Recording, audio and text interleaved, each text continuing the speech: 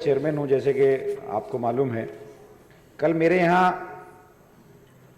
2:30 बजे वक्फ बोर्ड के ऑफिस में जो दरियागंज में है, वहां पर एसीबी ने छापा मारा और मैंने जब उनसे पूछा, मैं वहां था नहीं तो मुझे बताया गया, तो वहां जब मैं गया तो मैंने उनसे पूछा कि भाई आप लोगों ने क्या छापा मारा है, क्यों छापा मारा है, आप क्यों आए हो। तो उन्होंने कहा कि हमें मालूम हुआ है कि कर्मचारियों की जो आपने नियुक्ति की है उसमें भारी गड़बड़ी हुई है। तो मैं बताना चाहता हूं कि वक्फ बोर्ड, दिल्ली वक्फ बोर्ड एक ऑटोनोमस बॉडी है जो पार्लियामेंट के जरिए पास किए गए वक्फ एक्ट 1995, दिल्ली वक्फ रूल्स 1997 के तहत काम करता है। इसमें जो कर्मचारियों का सैंक्शन है वो 64 है। और जब मैंने वक्फ बोर्ड संभाला था उस वक्त में वहां पर 42 लोग काम करते थे, जिसमें से प्यून, ड्राइवर, सिर्फ उसमें 22 लोग ऐसे थे जो कलम चलाना जानते थे। दिल्ली में तकरीबन 2000 प्रॉपर्टी वक्फ बोर्ड की हैं, 2300 किराएदार हैं, 350 से ज्यादा अलग अलग अदालतों में केस चल रहे हैं। 2300 किराएदार में से सिर्फ हम लोग वक्फ बोर्ड की जो पुराने रिकॉर्ड्स हैं उसमें 450 से 500 किराएदारों तक टच करते थे। वक्फ बोर्ड के पास जो गवर्नमेंट से ग्रांट आती थी कुछ एड के जरिए, और सिर्फ 7 लाख रुपया महीना किराया आता था, वो वहां पर 8 साल से बेवाओं की पेंशन बंद कर दी गई पैसा ना होने की वजह से। 4-4, 5-5 महीने इमामों की तनख्वाह नहीं दी जाती थी, कोई और फलाही स्टाफ की तनख्वाह नहीं दी जाती थी। पैसा ना होने की वजह से ये जो स्टाफ की कमी थी, ये इसमें भर्ती नहीं हो रही थी, तनख्वाह देने की वजह से पैसा नहीं था, तो ये कमी थी। जब मैं आया, नया रूल आया, नया एक्ट आया 2013, उसमें कहा गया जो पुरानी किराएदारी है उसको नए सिरे से करो, नए एक्ट के हिसाब से करो।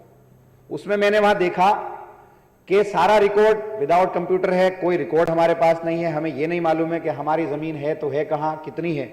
तो मैं आया, वहां पर आने के बाद महसूस किया कि वहां पर स्टाफ की कमी है और जो सैंक्शन हमें मिला हुआ है उसको पूरा किया जाए।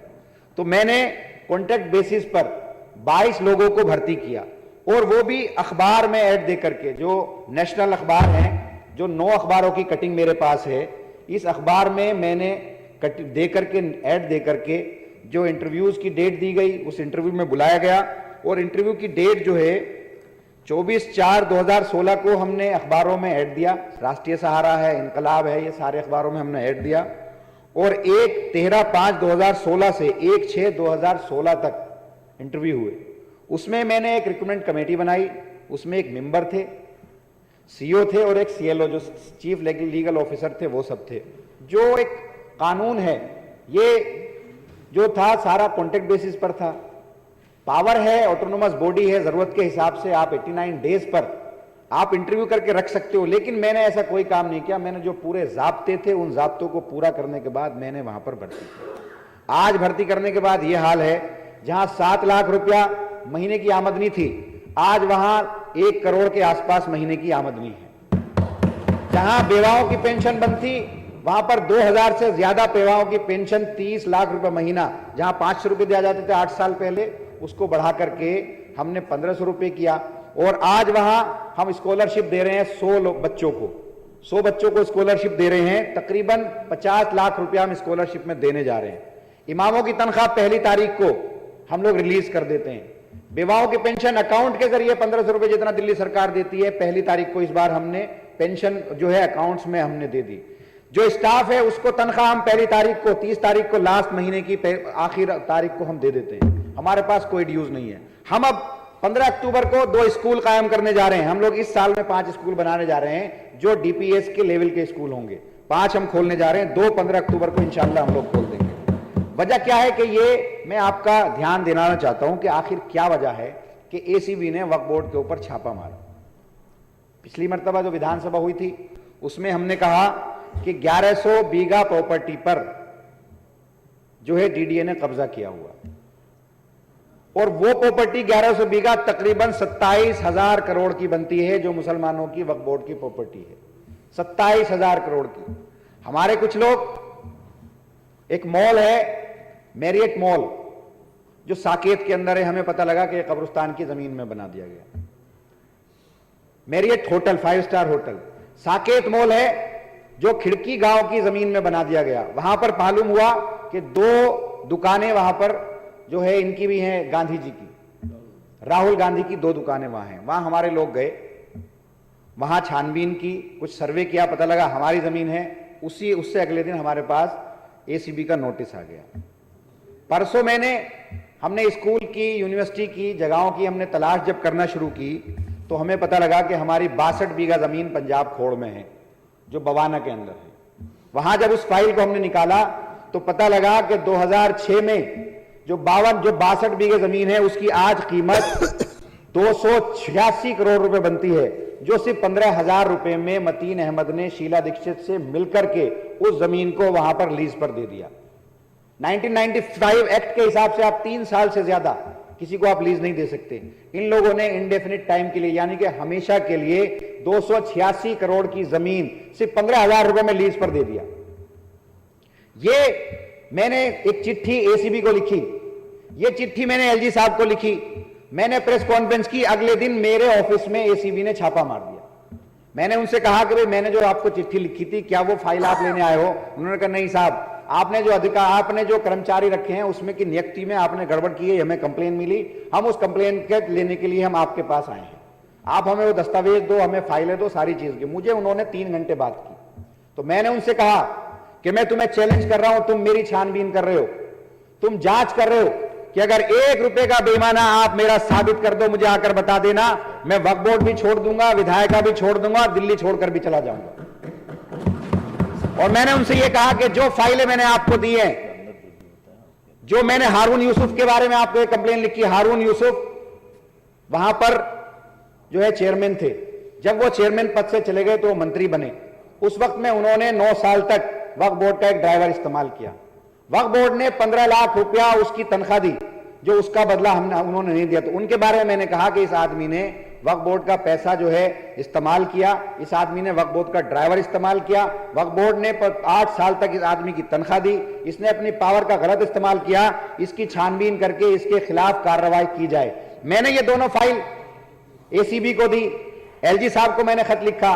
अब से पहले कपिल भाई जल बोर्ड के चेयरमैन हैं, इन्होंने 500 करोड़ का घोटाले की फाइल, एक चिट्ठी एसीबी को दी। क्या हुआ कि इनके पास भी एसीबी ने शीला दीक्षित से नहीं पूछा, कांग्रेस के किसी आदमी से नहीं पूछा, जिन लोगों ने गड़बड़ी की उनसे नहीं पूछा, बुलाया किसको? कपिल मिश्रा जी को। ऐसे यहां हुआ, मैंने मतीन अहमद के खिलाफ, मैंने शीला दीक्षित के खिलाफ, मैंने कांग्रेस के खिलाफ, किसने मॉल बनवाया, किसने होटल बनवाया, किसने जमीनें बेची, किसने ये घोटाला किया, उसकी छानबीन नहीं की। छानबीन किसकी कर रहे हैं? जो ईमानदारी से काम कर रहा है। अब से पहले जब मैं वक्फ बोर्ड में गया था तो वक्फ बोर्ड सबसे ज्यादा भ्रष्ट डिपार्टमेंट माना जाता था।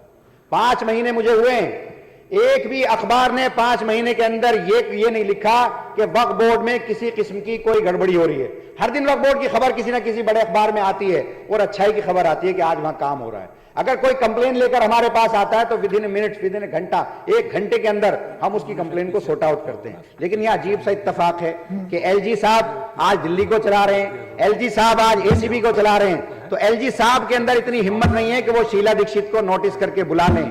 एलजी साहब के अंदर इतनी हिम्मत नहीं है कि वो जो है मतीन अहमद को बुला लें। एलजी साहब की औकात नहीं है कि वो उसको बुलाएं। अगर वाकई वो भ्रष्टाचार पर लगाम लगाना चाहते हैं, वाकई वो एसीबी को अपने हिसाब पे लगाना चाहते हैं, तो जिन लोगों ने भ्रष्टाचार किया, कांग्रेस की हुकूमत थी, 15 साल तक कांग्रेस ने हुकूमत की, शीला दीक्षित जो है वहां मुख्यमंत्री थी, उनके टाइम में 5 स्टार होटल बना कब्रिस्तान पे, उनके टाइम में मॉल बना, उनके टाइम में ये पंजाब खोर की 286 करोड़ की प्रॉपर्टी जो है ये घपला की गई। हमारा एक अधिकारी भी उसमें शामिल था, जो वहां पर सीओ था उस वक्त में, वो भी शामिल था। उसने अपने ससुर को 1100 गज जमीन वहीं पे पंजाब खोड़ की सिर्फ 25 पैसे स्क्वायर यार्ड के हिसाब से दी गई। 25 पैसे स्क्वायर यार्ड, आज उसकी कीमत 46,000 रुपए है स्क्वायर यार्ड, 25 पैसे के हिसाब से दी गई।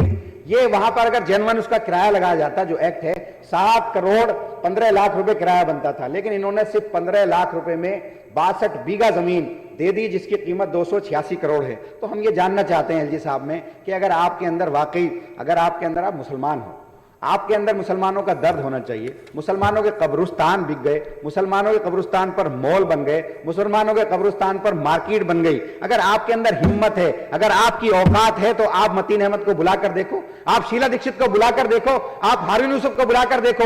ये नहीं बुलाएंगे क्योंकि इसलिए नहीं बुलाएंगे कि अगर कांग्रेस घपला करती है तो बीजेपी उसको सपोर्ट करती है। देखिए, कांग्रेस वालों के भ्रष्टाचार की हमने बात की, बीजेपी की एसीबी है, एसीबी बचा रही है उनको। तो ये दोनों मिली भगत है, इन दोनों का तालमेल है। जब कांग्रेस हुकूमत में होती है तो बीजेपी इनको बचाती है, और जब बीजेपी हुकूमत में होकर गड़बड़ करती है तो कांग्रेस इनको बचाती है, और ये दोनों एक दूसरे से मिले हुए हैं। आप देखिए, हमारे पास मुस्तकिल मुझ पे लगाम लगाए हुए हैं। मैं जब से वक्फ बोर्ड का चेयरमैन बना 5 महीने हुए, मुझे जेल में भेज दिया इन्होंने। कभी कोई कंप्लेन मुझे कर देते हैं, मुझे मुस्तकिल धमका रहे हैं। नजीब जंग साहब का भाई जफर जंग वक्फ बोर्ड ऑफिस में आए, सीओ से बदतमीजी की, हमारे स्टाफ से बदतमीजी की, हमसे कहा कि मैं एलजी को यहीं बुला लूंगा। तो ये एक माहौल क्रिएट कर रहे हैं, हमें डरा रहे हैं, धमका रहे हैं, हमें दहशत में लाना चाह रहे हैं। तो मैं उनसे कहना चाहता हूं कि हम डरने वाले लोग नहीं हैं, ईमानदारी से हम काम कर रहे हैं, और हमने साबित करके दिखाया। जिस वक्फ बोर्ड की इनकम 7 लाख रुपए थी, 5 महीने में उसको 1 करोड़ से ज्यादा करके दिखाया, और ऐसा भी करेंगे कि 10 करोड़ तक इसको लेकर आएंगे। इन्हीं बातों के साथ मैं अपनी बात को खत्म करता हूं। शुक्रिया।